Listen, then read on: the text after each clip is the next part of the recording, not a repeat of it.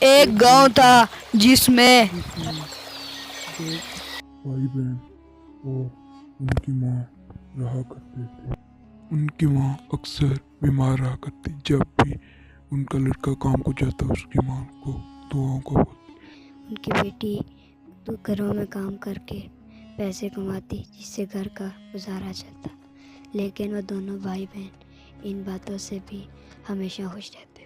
ایک دن ان کی ماں بہت بیمار ہو گئی، جس کی وجہ سے ان کا بڑا بیٹا علی ان کو ایک حکیم کے پاس لے گیا۔ حکیم نے ان کو دعاؤں کا بتایا پر وہ بہت مہنگی۔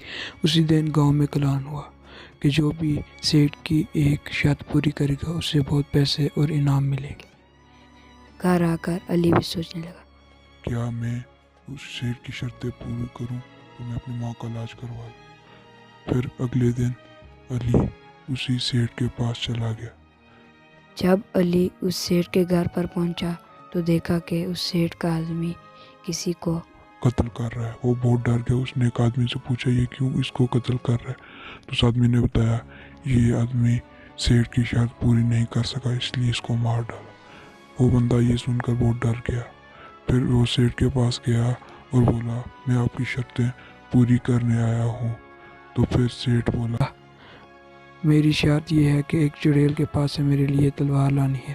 اگر تم پوری نہ کر سکے تو تمہیں بھی اس بندے کی طرح یہاں پہ قتل کر کے گاڑ دیا جائے گا۔ پھر علی تلوار لینے نکل گیا۔ جب وہ رستے میں سے جا رہا تھا تو اس سے رستے میں ایک سادھو ملا۔ سادھو نے کہا مجھے پتا ہے تم یہاں کیوں آئے ہو، تم اس چڑیل سے تلوار لینے اس سادھو کے لیے آئے ہو۔ سیٹھ نے اسے ایک منتر بتایا۔ پھر اس نے کہا کہ میں یہ منتر پڑھ کے اڑ سکتا ہوں؟ تو سادھو نے کہا ہاں۔ پھر وہ علی اپنے راستے پر نکل گیا۔ پھر چلتے چلتے اسے آگے ایک گھر دکھائی دیا۔ وہ گھر چڑیل کا تھا۔ علی اس گھر کے اندر چلا گیا اور جا کر دیکھا کہ وہاں پر چڑیل کے پاس تلوار ہے۔ چڑیل نے پوچھا کہ تم یہاں کیوں آئے ہو؟ تو علی نے کہا تلوار لینے۔ پھر علی نے اس سے تلوار لی اور ہوا میں وہ منتر بولا اور ہوا میں اڑ کر کہیں غائب ہو گیا۔ پھر علی واپس اس سیٹھ کے پاس آ گیا اور سیٹھ کے پاس آ کر علی نے سیٹھ کو سارا معاملہ بتا دیا کہ چلتے ہوئے میرے ساتھ کیا ہوا۔